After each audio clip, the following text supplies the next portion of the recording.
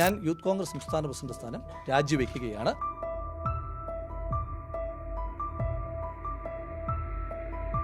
College വിദ്യാർത്ഥിയായിരിക്കെ 2006 Indian national കോൺഗ്രസിന്റെ വിദ്യാർത്ഥി വിഭാഗമായ KSUവിൽ അംഗമായാണ് രാഹുൽ മാങ്കൂട്ടത്തിൽ എന്നയാൾ രാഷ്ട്രീയ ജീവിതം ആരംഭിക്കുന്നത്. കോൺഗ്രസിന്റെ വിദ്യാർത്ഥി യുവജന സംഘടനകളിൽ പ്രവർത്തിച്ച് സംസ്ഥാനത്ത് കോൺഗ്രസിന്റെ പ്രധാന വക്താവായി ഉയർന്ന രാഹുൽ മാങ്കൂട്ടത്തിലിന്റെ വളർച്ച കണ്ണടച്ചു തുറക്കുന്ന വേഗത്തിലായിരുന്നു. 2023 യൂത്ത് കോൺഗ്രസ് സംസ്ഥാന പ്രസിഡന്റായിരുന്ന ഷാഫി പറമ്പിൽ സ്ഥാനമൊഴിഞ്ഞപ്പോൾ സംഘടനയുടെ സംസ്ഥാന പ്രസിഡന്റ് സ്ഥാനത്തേക്ക് രാഹുൽ എത്തി. ചാനൽ ചർച്ചകളിൽ രാഷ്ട്രീയ എതിരാളികളെ അധിക്ഷേപിച്ച് സംസാരിച്ചാണ് ഇയാൾ യൂത്ത് കോൺഗ്രസിന്റെ ആരാധകരെ നേടിയെടുത്തത്. അങ്ങനെ ഏറെ സുപരിചിതനായി മാറിയ രാഹുൽ സംസ്ഥാന പ്രസിഡന്റായ തന്നെ വ്യാജ ID കാർഡ് ഇറക്കിയാണെന്ന വിവാദം ഒരു മലവെള്ളപ്പാച്ചിലിന്റെ തുടക്കമായിരുന്നു. തുടർന്നിങ്ങോട്ട് വിവാദ പെരുമഴയായിരുന്നു രാഹുലിന്റെ രാഷ്ട്രീയ ജീവിതം. ഓരോ വിവാദം ഉണ്ടായപ്പോഴും ഇത്രയും കാലം രാഹുലിനെ എല്ലാ നേതാക്കളും സംരക്ഷിക്കുകയാണ് ചെയ്തത്. എന്നാൽ ഇപ്പോൾ സംരക്ഷിക്കാൻ കഴിയാത്ത വിധം രാഹുൽ ആപ്പിലായി.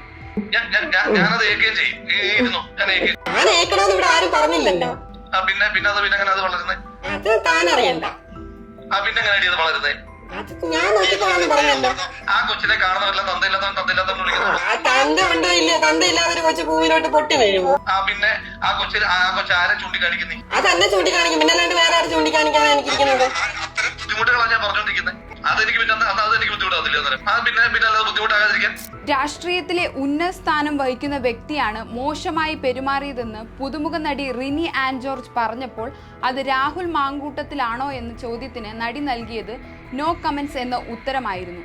അതിലൂടെ തന്നെ രാഹുൽ എന്ന രാഷ്ട്രീയ നേതാവാണ് അതെന്ന് പറയാതെ പറയുകയായിരുന്നു അവർ. പ്രമുഖ മാധ്യമത്തിന് നടി നൽകിയ ചാനൽ ചർച്ചയ്ക്കിടയിൽ ആ നേതാവിന്റെ പേര് എപ്പോഴെങ്കിലും പറയേണ്ടി വരുമോ എന്ന ചോദ്യത്തിന് ഇപ്പോൾ പറയാൻ താല്പര്യമില്ലെന്നും ഭാവിയിൽ പറയുമോ എന്ന് അറിയില്ലെന്നുമായിരുന്നു ഉത്തരം. ഇയാൾ ഒരു സൈക്കോ ക്യാരക്ടറാണെന്നും അവർ പറഞ്ഞു. എന്തുകൊണ്ട് ഇപ്പോൾ ആരോപണം ഉന്നയിക്കുന്നു എന്ന ചോദ്യത്തിന് ഒരുപാട് സ്ത്രീകൾ അയാളുടെ വലയിലകപ്പെട്ടിട്ടുണ്ടെന്നും എന്നാൽ അവരുടെ കുടുംബത്തിന്റെ സാഹചര്യം വളരെ കഷ്ടമായതിനാൽ അവർ പരാതിയുമായി മുന്നോട്ട് വരുന്നില്ലെന്ന് നടി പറയുന്നു. ഇതിന് പിന്നാലെ രാഹുലിന്റെ പേര് പരാമർശിച്ചുകൊണ്ട് ഇപ്പോൾ എഴുത്തുകാരി ഹണി ഭാസ്കരനും രംഗത്തെത്തിയിരിക്കുകയാണ്. തന്റെ പോസ്റ്റിന് മറുപടി നൽകുകയും പിന്നീട് ആ സംഭാഷണം നീണ്ടുപോകുന്നതിന് നിരന്തരം സന്ദേശങ്ങൾ അയച്ചുകൊണ്ടിരുന്നെന്നുമാണ് എഴുത്തുകാരി പറഞ്ഞത്. പിന്നീട് മറുപടി നൽകാതായതോടെ ഹണിയെ മോശമായി ചിത്രീകരിക്കുകയും തന്റെ സുഹൃത്തുക്കൾ വഴി ഇക്കാര്യങ്ങൾ അറിഞ്ഞുവെന്നും എഴുത്തുകാരി വെളിപ്പെടുത്തി. എന്നാൽ ഇത് ആദ്യമായല്ല രാഹുലിനെതിരെ സ്ത്രീകൾ ആരോപണവുമായി രംഗത്തെത്തുന്നത്. ഇതിനു മുൻപും നിരവധി യുവതികൾ രംഗത്തെത്തിയിരുന്നു. യൂത്ത് കോൺഗ്രസ് അധ്യക്ഷ സ്ഥാനത്തേക്ക് നടത്തിയ തെരഞ്ഞെടുപ്പിലെ വ്യാജ ID കാർഡിൽ നിന്നാണ് യുവ നേതാവ് വിവാദങ്ങൾക്ക് തുടക്കമിടുന്നത്. യൂത്ത് കോൺഗ്രസ് സംസ്ഥാന അധ്യക്ഷന്റെ തെരഞ്ഞെടുപ്പ് ഫലം പുറത്തു വരികയും വിജയികളെ പ്രഖ്യാപിച്ചതിന് പിന്നാലെ ആദ്യ വിവാദം പൊട്ടിപ്പുറപ്പെട്ടു.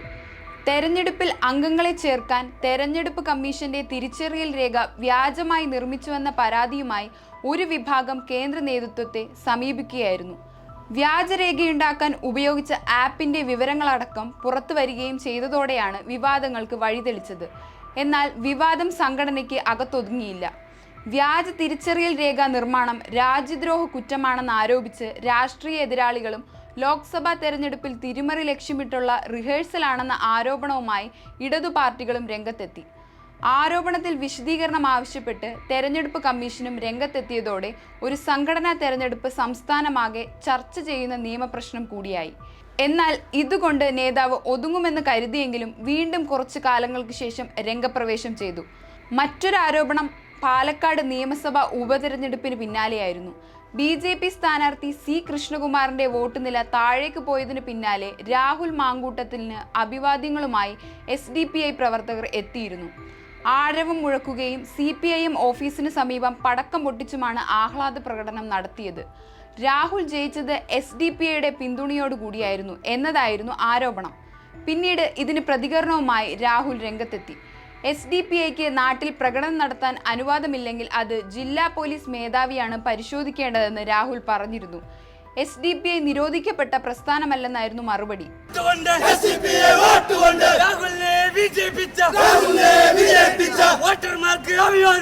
പ്രകടനം നടന്നിട്ടില്ല. ഒരു രാഷ്ട്രീയ പ്രസ്ഥാനം അവർ പ്രകടനം നടത്തിയതിന് എനിക്കെന്താ ചെയ്യാൻ കഴിയും? ഇനി അത് നിരോധിക്കപ്പെട്ട സംഘടനയാണോ? ആണെങ്കിൽ അത് പ്രതിരോധിക്കേണ്ടുന്ന ബാധ്യത എന്റേതാണ്. പകൽ വെല്ലുവിളി പരിഹാസവും രാത്രി വേഷം മാറലും കാലുപിടുത്തവുമാണ് നിലമ്പൂരിൽ രാഹുൽ നടത്തിയ വേഷപ്പകർച്ച. PV അൻവറുമായി കൂടിക്കാഴ്ച നടത്തി രാഹുൽ മാങ്കൂട്ടത്തിൽ വീണ്ടും വിവാദങ്ങളിൽ ഇടം പിടിച്ചു.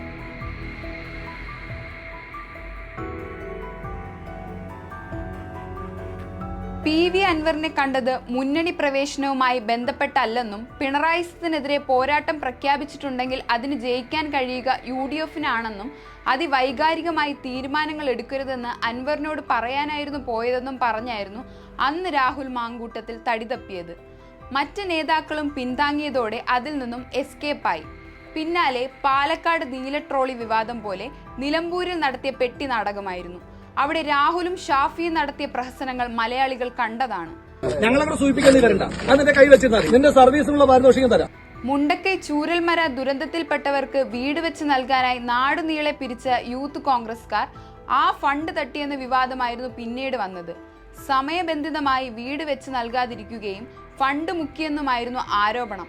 സംസ്ഥാന അധ്യക്ഷൻ രാഹുൽ മാങ്കൂട്ടത്തിൽ, അബിൻ വർക്കി അടക്കം 8 നേതാക്കൾക്കെതിരെ കോലഞ്ചേരി സ്വദേശിനി TR ലക്ഷ്മിയാണ് പരാതി നൽകിയത്. വിശദമായ അന്വേഷണം വേണമെന്നായിരുന്നു പരാതിക്കാരിയുടെ ആവശ്യം. ഇതിനെ ന്യായീകരിക്കാൻ മാധ്യമങ്ങളെ കണ്ട രാഹുൽ മാങ്കൂട്ടത്തിൽ വിടുവായത്തങ്ങൾ പറഞ്ഞ് തടി തപ്പുന്ന ദയനീയ കാഴ്ചയും നമ്മളൊക്കെ കണ്ടതാണ്. നിലമ്പൂർ ഉപതെരഞ്ഞെടുപ്പിൽ ഈ പണം വിനിയോഗിച്ചുവെന്ന ആരോപണവും യൂത്ത് കോൺഗ്രസിനെതിരെ ഉണ്ടായി. വ്യാജ ID കാർഡ് വിവാദത്തിൽ നിന്ന് തുടങ്ങി ഫണ്ട് വെട്ടിപ്പ് വരെയുള്ള വിവാദങ്ങളിൽ മുങ്ങിയ രാഹുൽ അതിലും നാണംകെട്ട ആരോപണങ്ങളിൽ ഇപ്പോൾ മുഖം നഷ്ടപ്പെട്ട നിലയിൽ എത്തിയിരിക്കുന്നു. യുവതികളെ ചൂഷണം ചെയ്തെന്ന ഗുരുതരമായ ആരോപണവും തെളിവായി ചാറ്റുകളും ഫോൺ സന്ദേശങ്ങളും പുറത്തു വന്നതോടെ രാഹുൽ മാങ്കൂട്ടത്തിൽ നാണംകെട്ട അവസ്ഥയിൽ എത്തിയിരിക്കുന്നു. ഇരുട്ടുമുറിയിൽ നിന്നും സ്ത്രീകളോട് വീഡിയോ കോളിൽ സംസാരിക്കുന്ന യുവനേതാവിന്റെ വിശേഷങ്ങൾ ഇരുളിന്റെ മറ നീക്കി പുറത്തു വന്നതോടെ രാഷ്ട്രീയ മാന്യനെന്ന് നടിച്ചയാളുടെ മുഖംമൂടി കൂടിയാണ് അഴിഞ്ഞു വീഴുന്നത്.